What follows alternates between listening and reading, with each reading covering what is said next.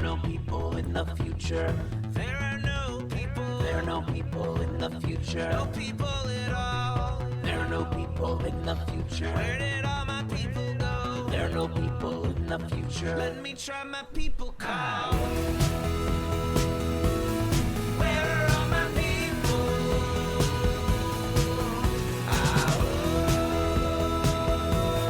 Where are all my people? I guess I'll fly away now. Hey, everybody, and welcome back. Yes, back in the seat on Wednesday. It is Wednesday, September 15th, 2021. Welcome to Raging Chicken's newest edition of our collection of podcasts. It's not so new anymore, though, but it is the Wednesday show with Cyril Mychalejko. Cyril is a progressive columnist for the Bucks County Courier-Times and the Intelligencer, and this show joins Out the Coop Live on our Monday evening interview show and our Friday Politics Roundup, in which Sean Kitchen and I break down the good, the bad, and the ugly in state and national politics. You can get all our shows by subscribing to our podcast on Podbean, iTunes, Spotify, wherever you get your podcast. And you want to make sure you want to sign up for Cyril's newsletter on Substack, and you can get that at cyrilmychalejko.substack.com. We'll have links right in the show notes. You just go down there and you kind of click on that and take you right to his Substack. And please do subscribe and support him. You can support this show by becoming a patron for as little as $5 a month by going to patreon.com/rcpress. Your support has helped make this show possible, and it's true. I want to give a special shout out to our newest patron, which is Pink Lady. Pink Lady joined at the $15 a month level. Whoop, whoop, whoop. Love to have it. Your support means the world to me. I can't even tell you. You can also help out the show by heading on over to our YouTube channel if you're not there already, and smash that subscribe button, like the stream for the show, and hit that notification bell so you know every time that we go live.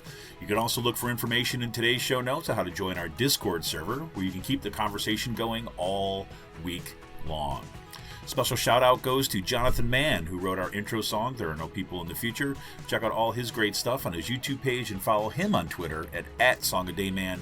That's @SongADayMan on Twitter. So on today's show, Cyril is back after our little bit of our hiatus here. Welcome back, Cyril, man. It's good to see you. Yeah, thanks, Kevin. It's good to be back. It's been too long.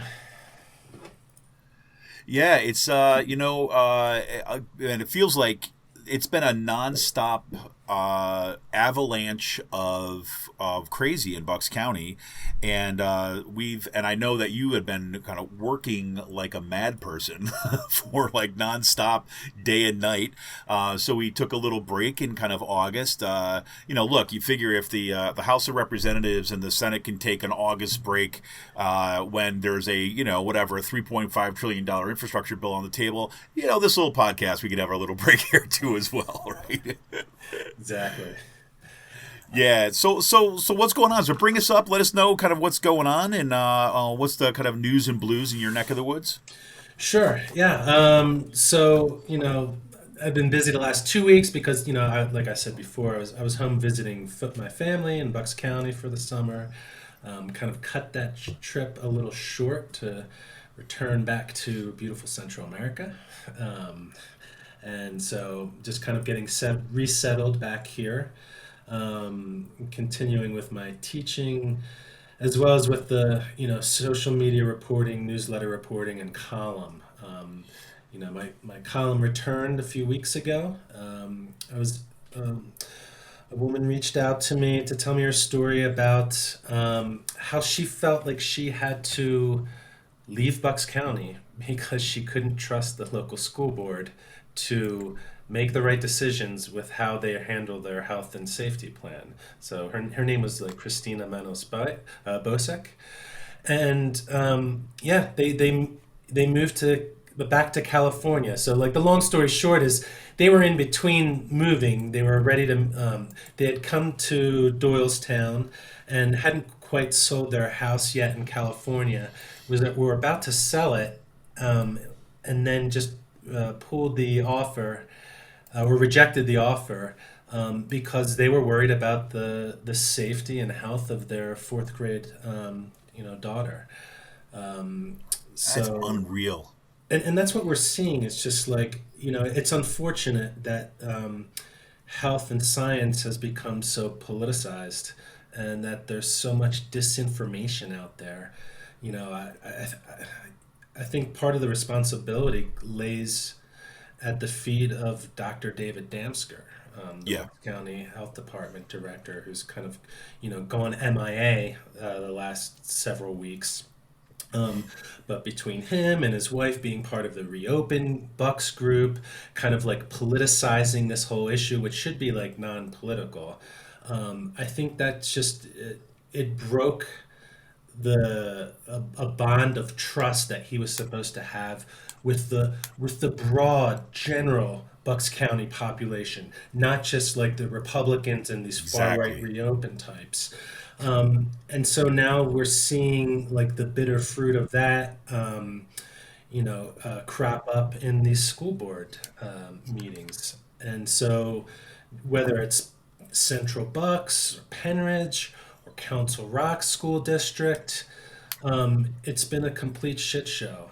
And it's really unfortunate. Not to mention, like they're violating like the Pennsylvania Department of Health's orders by, essentially like pushing these, medical, waivers that they're telling people they don't need a doctor's signature for, which is just it's really irresponsible. And it just sends like like what kind of message or what what are the kids supposed to think, like the students, right? Like they're supposed to be like role models, right? They're supposed to be kind of like Right. setting an example, and what they're doing is like they're setting a really bad example.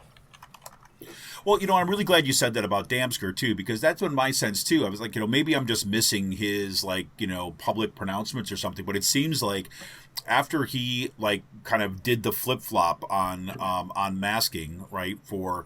And however that happened, and however went that down, there's been a lot of kind of conjecture on it. And now with the masking mandate from Governor Wolf, it seems like he's disappeared from the conversation when he was everywhere initially. And I think part of it too as well is I think that some of these school boards who were holding up him as their reason for following medical advice for doing mask optional policies on their schools. Once he turned that, I think that a lot of them just kind of like, okay, we're just going to throw you in the trash bin now. So he's like persona non grata in a lot of these really extreme school boards right now. So it's not surprising, but it's also like, come on, man, like you don't get to go in a corner and throw a fit, right? Like a little 3-year-old now that you didn't get what you want, especially when we're seeing the spike again after the Delta variant and so on, and it's like people are anxious, right? Justifiably so. And this is when you need somebody to have the medical professional who's hired for the county to be able to kind of give advice and guidance, right, in a reasonable, rational way, so that everybody knows that we're on the same page. And now he's just like, well, I don't know. I'll take my toys and go home, I guess. Yeah, I mean, I think he like, for a long time there, he kind of he enjoyed being in the spotlight, and he really just kind of, having this like cult-like following, from like the Reopen Bucks folks, Right. and just from the school board folks, that really just fed his ego. And then, part of the problem is like I don't think that there was really good like watchdog journalism with what he was saying and doing. I think he largely got a pass. Because I went through that old like interview that he did with the pod couple, JD Malone Right. and Phil John Vaccaro, and some of the shit he said was just like out there. Like he said, "Don't worry about variants. That's just a scare tactic." The COVID doesn't kill kids. And then not to mention like the good anonymous folks in Doylestown who RTK'd his email with the one of the school officials telling them to tell parents not to report COVID, right? Like Right. that's not what a responsible public health official should be doing.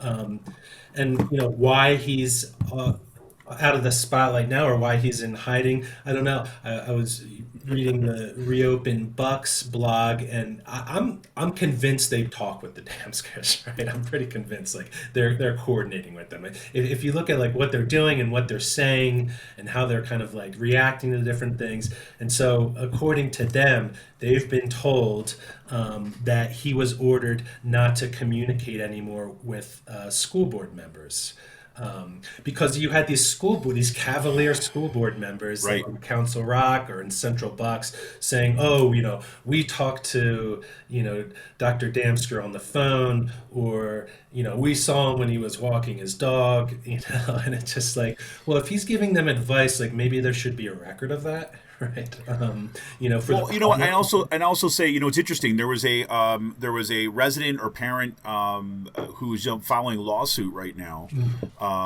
and I believe it's Penridge, right? I mean, Yeah, because basically there were, when that letter went out. I'm skipping ahead a little bit. I'm sorry, but that's okay. there was a letter that was sent out about how Governor Wolf is is an authoritarian, is like taking away our freedoms, all this kind of stuff. That letter was put out without consultation and without a public hearing, which is a violation of the Sunshine Act. At least that's what the claim of the suit. And it seems like these kind of conversations with Damsker that you're pointing to would be of that same like caliber. The fact if you're having private conversations with particular members of the board and the decisions are being made as resulting from that without that open hearing and discussion, that's deeply problematic. Sure. Not to mention that apparently that their letter is a model for other school board districts to use. So there was like Yep. it was the Northern York School District essentially just cut and paste Penridge's letter and then put it as their own. I ran it through a plagiarism checker. It's like, And so if they were two of my students, they both fail, and I'd be having conversations with their parents about their unethical work. So yeah, and good on the Percy resident who filed that lawsuit, John Seeger, pointing out that apparently or allegedly that the school board violated PA's Sunshine Act. Yeah, absolutely. And so I'm so glad to see that kind of movement moving forward, because I think that's the only thing that's going to hold some of these folks accountable, kind of in the end. So on this past Monday we had two additional members of the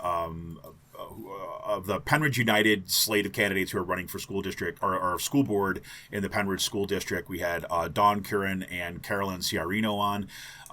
And we, of course, had Adrian King and David O'Donnell on back in August. And, they're frankly, in that interview, in the interview and our discussions beforehand, too, as well, they're deeply concerned about stuff that's been going on. And I know that, you have been following this up. I mean, following your Twitter account right now is an absolute must, right? So if you are not following following Cyril on Twitter, you absolutely need to be, because you've been tracking and finding, that there's just the pool of crazy. Sorry to put it that way, but the pool of crazy seems to be only getting deeper as we're uncovering more and more. You're uncovering, I should say, and the community is uncovering more and more of these documents and the histories of some of these school board candidates. Yeah, absolutely. And a big shout out to Penridge School Board Watch, because they've been doing a lot of the digging, and I've been helping them amplify that. And then that's actually like one of the great things that I've kind of really appreciated since kind of like getting more involved locally with my column, newsletter, and social media. Is just like there is this like strong community that deeply cares about the future of what's happening in Bucks County, that are doing the hard work, on top of like juggling the everyday responsibilities of just life in general. But Right. back to Penridge School Board Watch. Yeah, they've been like publishing some documents that really do like show like how extremist, this Penridge right wing slate of school board candidates are, that are looking to kind of like consolidate like Joan Collins' junta and the school board, and so like what we're seeing is just like we found out like a couple weeks ago they kind of nixed the DEI initiative, right?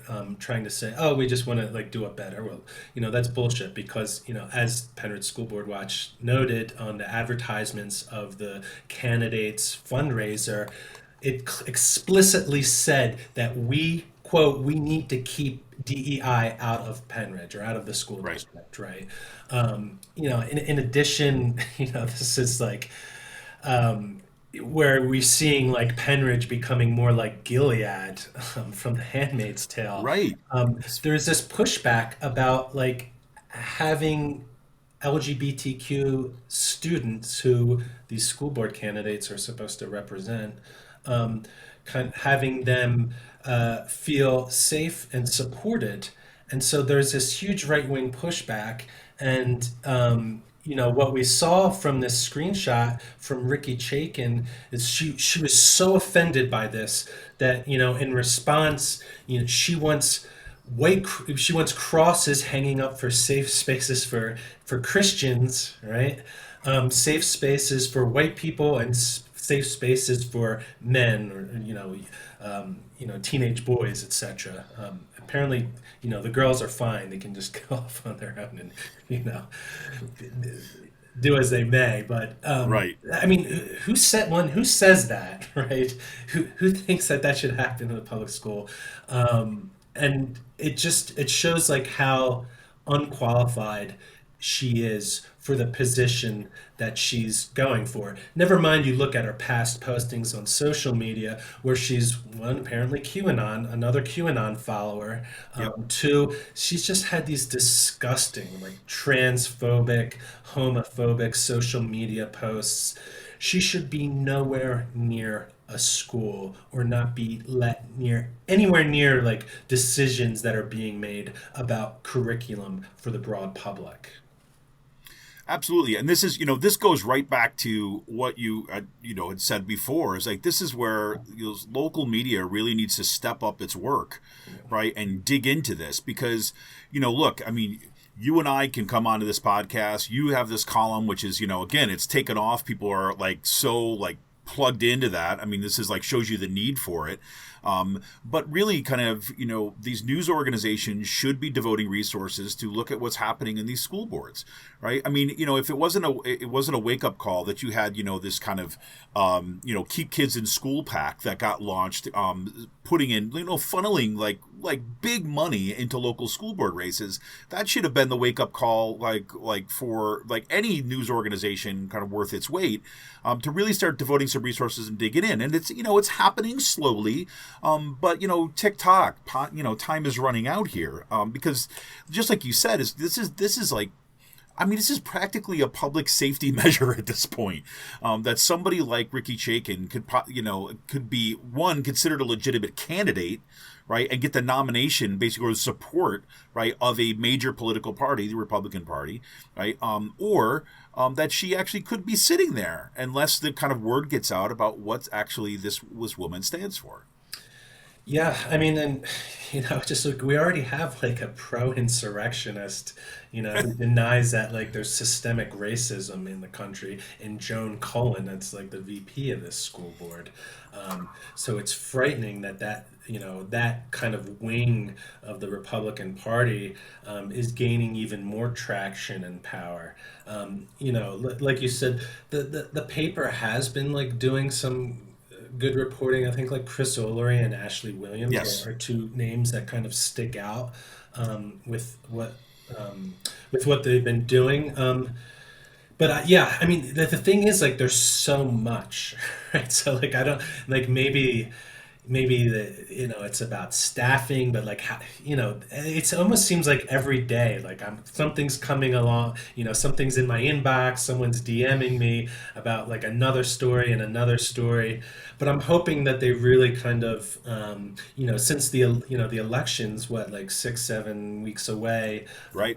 that they really ramp it up, because we need the voters to be informed about the true nature of these candidates, right?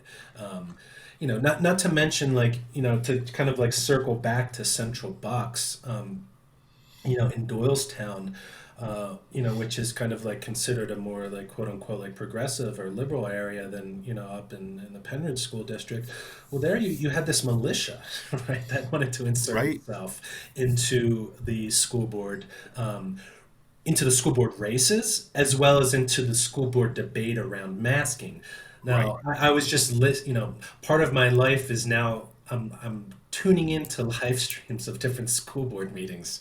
I was like Penridge, Tell me about it, Central right? Park. So like Ooh, the, school board meeting tonight. yeah, fun. But yeah, like TJ Kosin, the head of this militia, spoke at the school board meeting last night. He was trying to paint himself as a victim, like he's a victim of this media campaign to smear his quote unquote charity organization, which by its own bylaws declared that we are the 3%, and they had training documents with sections on sniper operations, reconnaissance, intel gathering, etc. I don't recall any kind of charities like ever, Right. having those kinds of those kinds of things that they're promoting within their membership, which they wanted to have like a kind of like military kind of command structure. But and they endorsed three Central Bucks School District candidates: Jim Right. Pepper, Deborah Cannon, and Lisa. I'm gonna butcher her last name, but that's okay because my last name always gets butchered. Lisa I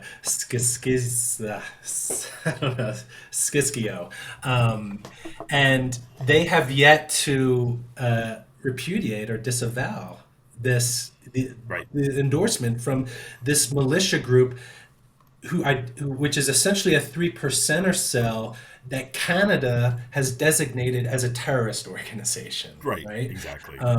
And we haven't seen other Republican officials come out and distance themselves from that. So that silence, at best is like this acquiescence or tacit support of this organization. Never mind, there's been other voices that have been trying to kind of like paint the leader of this militia as some kind of victim of bullying. Right.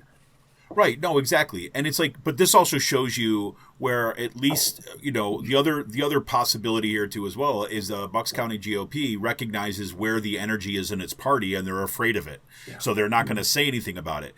And so, I hate to bring up his name, but we see like, Andy Meehan once again, right? In his organization, Right for Bucks, this kind of like off the wall QAnon adjacent organization.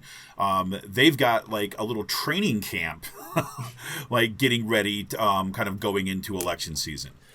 Yeah, and then that's happening like all over the place. I think there was one that we talked about before that's happening in like Harrisburg.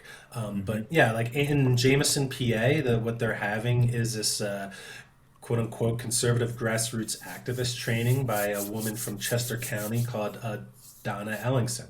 So like Meehan was Fitzpatrick's.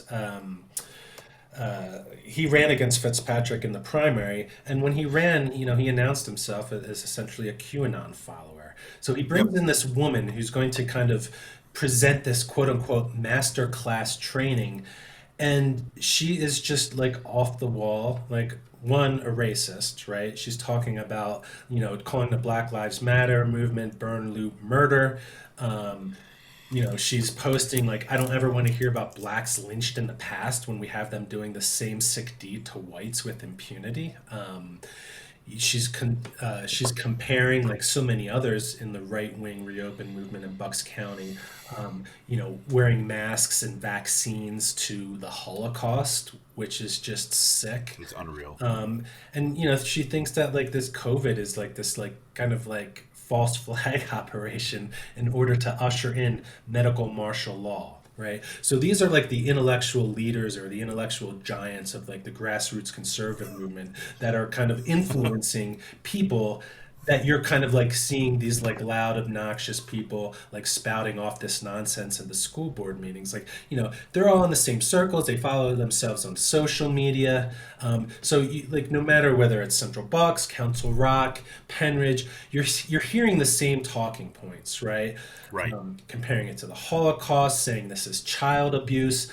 There was one woman that like brought up something like, about like an 1866 Supreme Court ruling, like that was supposed to like deny the ability for like social distancing. When what it did is that it decided the military did not have the authority to establish military tribunals. When there Well, was that's virtually the same thing, right? so, but the thing is, like, and I'm thinking back to this interview that Jim Worthington, the head of the now defunct People for Trump organization, gave with Canada's The Globe and Mail. They asked him like where he got his news, and he kind of like, he took shots at Fox News for being too liberal, and he says he just gets his news from Facebook or from his friends. Now, you can get like news from Facebook, depending on what the source is. If you're sharing something from like the New York Times or whatever, like, always be skeptical with what you're reading. As we saw, like the New York Times kind of got the Iraq weapons of mass destruction reporting wrong. But For at the same example. time, like, there's memes about this, like, so, this 1866 Supreme Court ruling. Right. So like that's like a source where they get their quote unquote news. They see this like ridiculous meme that's being shared around, and they're like, and then they bring it up at the school board meeting. And then, no, part of the problem is, and this I think should be both like, I think there's a responsibility both for the Democrats and the Republicans if they're actually sane and actually follow like legitimate news. Like, if someone says that in the comments section, like if I'm on the school board, I'm saying, I'm pumping the brakes. I'm saying, wait a minute. And I was kind of like, as I was listening, I was kind of fact checking in real time. Like, it wouldn't be that difficult if you had like a computer open, typed in like 1866 Supreme Court ruling plus fact Right. check. And there you go. You have the USA Today network, and Reuters fact checking this exact misinformation that is being kind of spewed out. So when you're not calling it out, you're legitimizing it, right? And 100%. then Yep. people think it's actually real. Well, and by not calling it out, you legitimize it, and it increases the space, it increases the room for that kind of like. So what happens in those things, and this is we can call this like the Overton window kind of idea, right? When you start with this, you plant a flag out on the extreme. What it does, it drags the whole conversation in that direction unless it's called out, and so you've got people that might be sitting there and be like, well, I don't know about that, but she had a point, like that kind of thing. So people who are not so plugged in to the conspiracy theory stuff might kind of like take that in, and that says like, oh, okay, yeah, maybe we should be cautious about this without really thinking about it. That's why it has to be called out, right? I mean, the responsibility does. I mean, this is again, if you had a school board that was worth its weight, you'd have that would be called out, right? That we'd be seeing this, and this is the kind of like tracking that needs to happen in local media too as well, because this is bad, and again. There's been a lot of reporting and writing and research about what drives people down this kind of conspiracy road, and the thing is about they say it's like fact light but information heavy, right? So the idea that is like there's all these like little like bits of information, and they seem to like know what they're talking about because they're citing these things, right? But they're nonsense half the time. I mean, just like you said, they're memes. Yeah. And so, that's that is all the more important to call that stuff out, because otherwise that stuff just takes off like wildfire. And that's something like that, the community can do as well. Yes. If you have groups of people, and you could like just kind of switch off like every other meeting, like have like a couple people like tracking what's said, what time it's said on the live stream, that have someone else fact check it. Then the next day, then you can kind of send that out as like a press announcement or a press release. You're helping out the reporters that are already overworked, right, and spread thin, and then you're giving it to them. And because you're right, like this, there needs to be local media tracking of this. this, right? Yep. So if the media is covering these school board meetings, like that's a really simple thing. It could even be just a sidebar to like a larger story. Like here are some of the false statements that we heard at this last meeting. Yep. We want to make sure that you're not confused by this. Yeah, and this is actually a really important point that you just made that I want to emphasize and echo about getting that information to local reporters. Is this is something I actually wrote about this like years ago after we saw the latest round of deep cuts in, say, investigative journalism and kind of newsrooms, and because just like you said, is that a lot of the reporters who are working for local publications, I mean, they're on a shoestring budget. Right, you do not have a huge staff to be able to track all this stuff, and so what we did, who I was organizing with at the time, but basically what we were saying, well, look, you can actually help the reporters out, right? If you do some of, like you're saying here, like do some of this tracking and do some of the background and the explanatory work and put it in a form that's going to be usable to them, right? So they have access to it, and make yourself available for comment and stuff. But, I can't tell you how helpful that is just for reporters who are, again, have limited kind of time. And again, time is your main budget when you're talking about doing that, that reporting. It's a lot to sit through a 3-hour school board meeting, especially if you have to cover 5, right, in a sort of a week. So. Well, cool. Well, yeah, absolutely fantastic. So let me say, so now that we're kind of back in the swing, I understand you got your column is kind of coming back up and stuff. So what you working on now, Cyril? Great. Well, there should be something dropping either later today or first thing tomorrow, which will be my latest column. And thank you. And it will, it'll be covering a lot of kind of like what we talked about. So like what I'm essentially doing is I'm calling out the Bucks GOP, right? And I'm saying you need to reject and denounce this growing extremism within the grassroots of your party that we've seen in the form of militias, that we've seen in the form of Proud Boys, like marching arm in arm with your local GOP voters, with the QAnon, with the bigotry, because it's a threat. It's a threat not only to like our slice of Pennsylvania and Bucks County, but it's a threat to democracy because of the mis and disinformation that they are spreading, as well as just because of like the fascist politics that Right. we're seeing, not only with groups like the Proud Boys, but a lot of like this kind of like strong arming tactics that we're seeing like local residents engage in to bully their way with school boards. Right. And for far too long, and again, like I think they're doing a better job now, but I feel like the local media has been reluctant to kind of like call out this extremism that's been hidden in plain sight, right? It's been happening Right. for years now. And they've often actually like platformed a lot of these voices. Not just in the Courier, but then you had like Dom Giordano with his little AM radio program, like, platforming Zach Reel, the Philly Proud Boys president on his radio show, who's now, arrested and awaiting sentencing for his, alleged role in the January 6th insurrection. Yep. And so now we've reached this like tipping point where like this kind of behavior, this kind of politics has become normalized. Like as we said before, like QAnon and bigotry are not disqualifying characteristics for Bucks County GOP candidate for school board. We've seen it with Ricky Chaikin in Penridge. We see it with Cora Landis in Palisades, and we see it with others running for office. And so like that Steve Lynch, right? Steve Lynch up in Northampton County kind of want to send his 20 strong men to kind of like get rid of school board members on the spot, right? I mean, so it's spreading. That is fascism, right?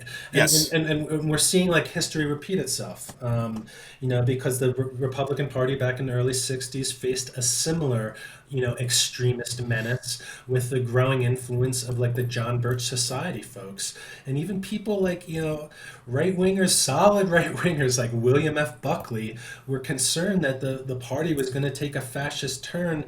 And even Reagan called, these people the lunatic fringe. And, Reagan was no centrist Republican by any means. So that's what's coming out for this week, and then hopefully for the following one, I got something. I interviewed a professor from Shippensburg University who does work around media to talk about, why it seems like Republicans and Democrats live in two different worlds, right? With regards to like facts, we're talking about some of the misinformation before, and just kind of like unpacking, you know, the influence that the right wing, quote unquote, media outlets are having on the rank and file, and the lack of like variety of news sources that Republicans turn to, how that kind of like impacts their thinking and their lack of like depth and understanding of real issues. And, a lot of this kind of like Trump really breathed a lot of life into this, but they don't trust any media at all. Like Right. like Bucks County Courier Times and the Intelligencer are fake news, and part of the quote unquote liberal deep state media establishment. And when you have like these two, when you have the country divided like it is now, where we can't eat, there isn't not even like consensus. There's no consensus whatsoever on like what like actual like facts are. You can kind of like debate like different approaches, but with what facts are, it's dangerous, right? And, Yes. and, and just like I feel like we're on a tinderbox right now. And you were talking about that Steve Lynch, about 20 strong men. That's violence, right? We're so Yes. close towards like fascist violence breaking out. It keeps me up at night sometimes. It really does. So Yeah. 100%. Well, I'll tell you, everybody look out for that. So either kind of later today or tomorrow, you're going to check out Cyril's latest column, which will be dropping in the Courier Times and Intelligencer. And we'll be sure to be tweeting that out on our accounts as soon as we know that it drops. Cyril, man, it's great to be kind of in this seat talking to you again, and kind of back into the swing of things. And hey, man, let's get out there and we'll tear it up and do what we do. And let's hope that when come like election time in November, that we really got some major kind of wind in the sails of some of these candidates who actually wanted to bring some sanity back to our school boards and get us back on track for really taking care of our kids and communities. yeah, it's great to be back, Kev, and definitely we'll see each other again next Wednesday. And I just want to thank everyone in the community who's listening or not listening, just for all the work that you're doing, because you're an inspiration to me. Oh, fantastic. All right. So, everybody, this is Kevin Mahoney, editor and founder of Raging Chicken. Thank you all for kind of tuning in, and we'll be back here next week. And we'll see you maybe Friday, maybe Monday. We'll let you keep you guessing to let you know what's coming up. This is Kevin Mahoney, editor and founder.